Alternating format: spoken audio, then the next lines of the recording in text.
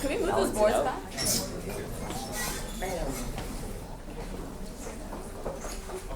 Introductions. Should we? Yeah. All right. Hi, my name's Steven. Hi, my name's Eric. My name's Tim. I'm Ethan. I'm Sherry. Jason. And today, to start off our presentation, I'd like to ask you a question. Does this remind you of anybody that you know? Maybe it reminds you of yourself, yeah. It's the night before a test, you're feeling frustrated, you've left off studying for weeks, and you just have no motivation to study and manage your time effectively. So this is where we present our solution, Coconut. It's the approach that matters. Okay, so today we're going to be going over our product, Coconut's goal, the user experience, a couple of partnerships, and also how Coconut is going to be making money. Okay, so this is a quick little prototype that we created just to show you how the site will look like when you log into Coconut. But first of all, you're probably wondering what it is. Now, simply put, Coconut is a virtual study platform that connects students to students. Now, I cannot emphasize that point enough because the double interaction is really important. Another main point that we have is that our platform will be based off of anonymity, and we'll talk to you about that right now. Oh, okay, I guess I'll just press it. Okay, so our platform Coconut is based off a sense of accountability where you don't want to disappoint the strangers who are also taking part in your application, who want to share and seek the workplace where you're able to study and in an efficient and productive manner. Okay, so the merit point system. The purpose of this is to encourage positive behavior as well as productivity. So students can earn these merit points from long study sessions, and based on their performance and contribution to the group, they'll receive ratings. And this is similar to the Uber system where both parties will rate each other. And yeah. Okay, so now I'm going to talk about the partners. One of our main partners is going to be Google Apps for Education. So who here has a Google Apps account, also known as a GAPS account? So this is really prominent in the YRDSB because Google has recently been trying to expand the horizons and they're going into education. Now Google Apps, one of the most important things is the single login function. Now you have to have a username and a password that's given to you by your school board. Now this is really important because, as we said before, it is an anonymous software, but the problem with anonymity is it could be a stranger. But this, Google Apps for Education, your single logon, it kind of takes away they're still going to be anonymous, but you know that it's a student because it's already verified by the board. So now to talk about the revenue, how we're going to make money. So basically, all the revenue will be generated through advertisements. So the first ones will be advertising banners for education programs, for example, study.com, Udemy, all these different businesses who are online, who try to sell information, sell services to students. And therefore, through these, we estimate that we can get about $4 per RMP, so the revenue per per thousand impressions. And we have all these banners to the different links, different sites on our web. Following, we are also going to sell our databases to different businesses who have a very big youth market. So for example, the textbook companies, they renew their textbooks constantly, they make edits, revisions, and these generate lots of revenues for these businesses. Each textbook sells for about $100 to $150. In Ontario alone, we have about 2 million students. Therefore, the textbook market really sees a potential to improve their businesses. And as well, we can sell our information to different companies or different businesses that market to youth. For example, pizza stores could profit, Toys R Us could profit, various businesses that involve youth could profit. And here we have a productivity survey that we created over the course of the week. We tallied in different results, different information from our users, and that can also be sold to different businesses to help them create more of a profile of their consumers.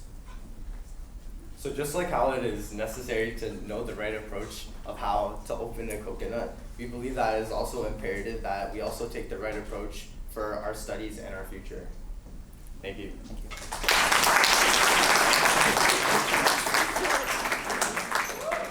Judges, any questions?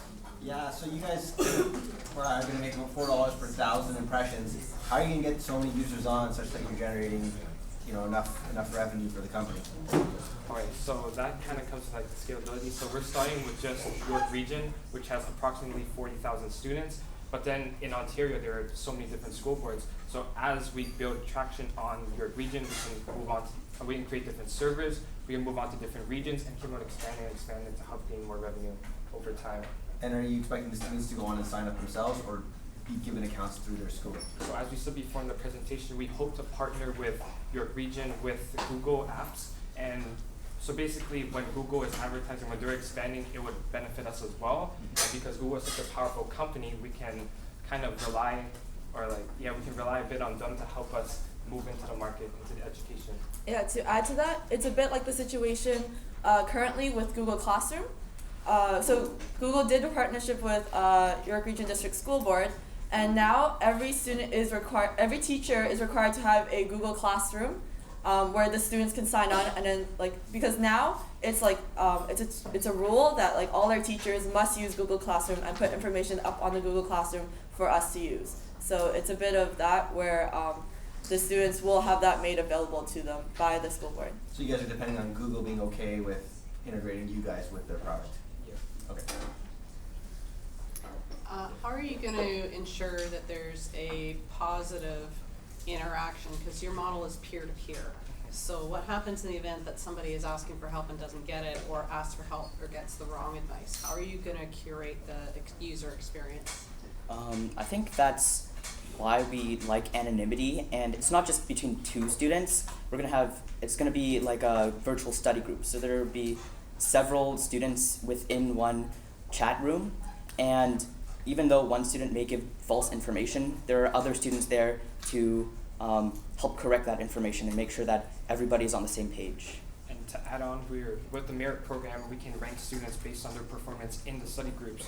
Therefore, through that, we hope to in the future create moderators, those who perform well on our site to help manage different chat rooms. So it's, for example, if one student constantly uses profanity on the site, then a moderator could come into the chat when they see the code pop up that, okay, this guy is not using appropriate language. They can moderate the chat room, and they can ensure that everything's functioning properly. Any other questions from the judges? Have you figured out your cost to develop this software? So the operation cost, we assume it will be around 20,000.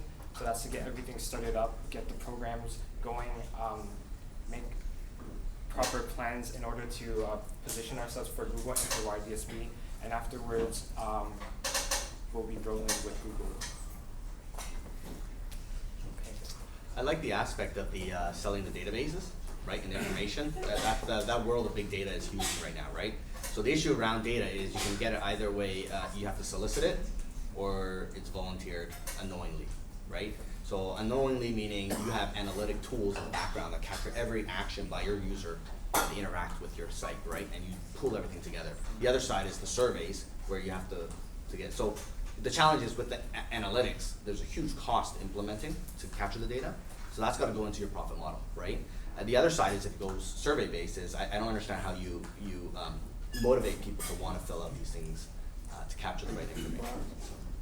Actually, it's going to be with the login process. So when you sign up with your GAPS account, it's going to be like, okay, so before we get started, please fill out this survey. Right. So say what subjects are you taking, what textbooks are you using, school board, such and such. So it's you cannot use our services without this survey. Comment I had to Ritesh's point, I would revisit the revenue model.